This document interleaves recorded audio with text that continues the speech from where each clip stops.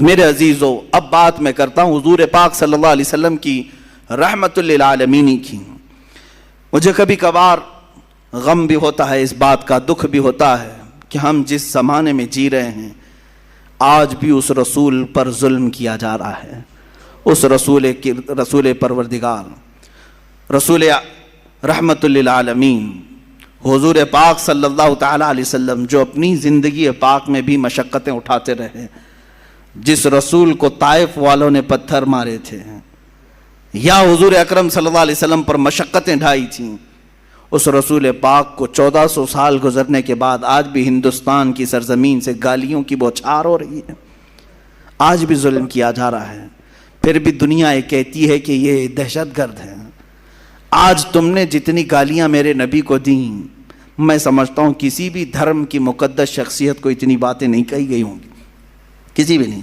مجھے بتاؤ یہودیوں کی جو مقدس شخصیات ہے ان سے کون چھیڑ چھاڑ کرتا ہے؟ نہ ہم نے آج تک گالی دی، دوسرے بھی نہیں۔ عیسائی اور یہودی لڑتے رہتے تھے، الگ بات ہے، عیسائی جن کو مقدس مانتے ہیں ان کو کون گالیاں دیتا ہے؟ پلس ہندو جن کو مقدس مانتے ہیں، ہم کہاں انہیں گالیاں دیتے ہیں؟ لیکن ایک مظلوم شخصیت ہے رسول مختار صلی اللہ علیہ وسلم کی، آج بھی دنیا اپنے نشانے پر رکھی ہوئی ہے۔ کارٹون بنانا ہے انہیں کوئی دوسرا نہیں ملتا، رسول کی ذات ملتی ہے۔ انہیں مسخرہ کرنا ہے، جوک بنانا ہے، حضور کی ذات ملتی ہے۔ انہیں گالیاں بھپکیاں دینا ہے، حضور کی ذات ملتی ہے۔ آج کتنے کمزور ہو گئے یہ کروڑوں مسلمان، کتنے کمزور ہو گئے کروڑوں مسلمان۔ وہ عروہ بن مسعود کی بات مجھے یاد آتی ہے، جس کو قاصد بنا کر کے لوگوں نے بھیجا تھا کہ جاؤ دیکھاؤ محمد نے کتنی طاقت جمع کی۔ عروہ بن مسعود یہ قاصد بن کر کے آئے تھے دشمنوں کی طرف سے، اور حضور صلی اللہ علیہ وسلم کی طاقت دیکھنے آئے تھے کہ یہ للکارتے ہیں قیصر و کسریٰ کو بھی، سپر پاور کو بھی، ہے کتنی ان کے پاس طاقت۔ کیا دیکھا تھا انہوں نے؟ کیا دیکھا تھا؟ جنگی ہتھیار دیکھا تھا حضور کے ساتھ؟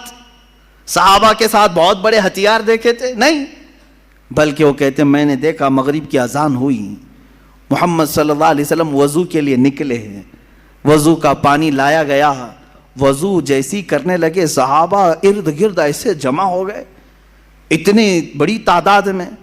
وہ محمد صلی اللہ علیہ وسلم وضو کے لیے ہاتھ دھوتے ہیں، کلی کرتے ہیں، ناک میں پانی چڑھاتے ہیں، چہرہ دھوتے ہیں۔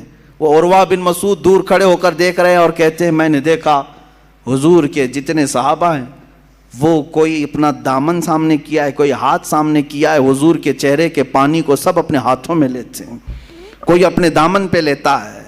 ایک قطرہ بھی حضور کے وضو کا نیچے گرنے نہیں دیا صحابہ نے، یا تو اپنے دامن پر لیا یا ہاتھوں پر لیا اور چہرے پر مل لیا، جو پانی جس کو زیادہ ملا وہ اپنا پی لیا۔ حضور پاک صلی اللہ علیہ وسلم کا لعاب پاک بھی اگر کلی میں نکلا ہے صحابہ نے پی لیا۔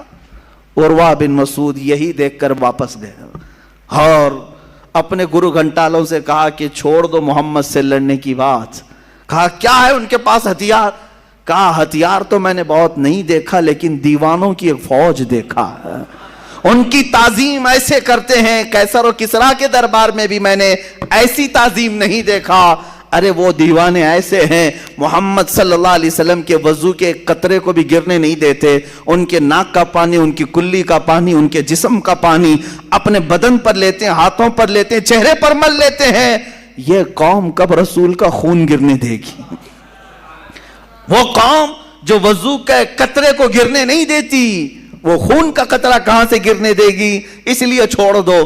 میرے عزیزو، دنیا کی طاقتیں اگر ان کے اندر ہلچل مچی ہے اور ان کے اندر لرزہ طاری ہوا تھا تو صرف صحابہ کی یہ دیوانگی کو دیکھ کر، میرے آقا پر وارفتگی کو دیکھ کر کہ یہ ایسے ہیں، یہ جان دینے سے بھی کتراتے نہیں ہیں، اس لیے اس قوم سے لڑنے کا چھوڑ دو۔ قیصر و کسریٰ جیسے بڑے سپر پاور ڈر گئے تھے تو صرف صحابہ کی اس وارفتگی کو دیکھ کر کہ یہ حضور کے وضو کا قطرہ گرنے نہیں دیتے۔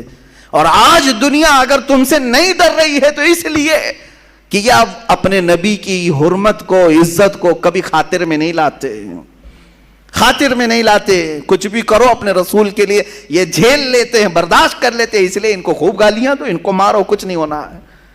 آج اگر تمہارے اندر جذبہ وہی ہوتا جو صحابہ نے اپنے رسول پاک صلی اللہ علیہ وسلم کے لیے پیش کیا.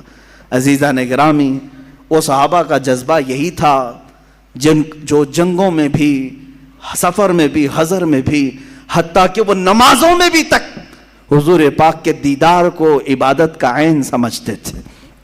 حضور کی پیروی, حضور کی اطاعت, ان کی دلجوئی کو عبادت سمجھتے تھے اور حقیقت ہے. اور آج ہم نے جو یہ دوریاں اختیار کی ہیں, یہی ایک اصل مقصد ہے, اصل سبب ہے, یہی ایک اصل وجہ ہے جو ہمارے اوپر ذلتیں مسلط کی جا رہی ہیں.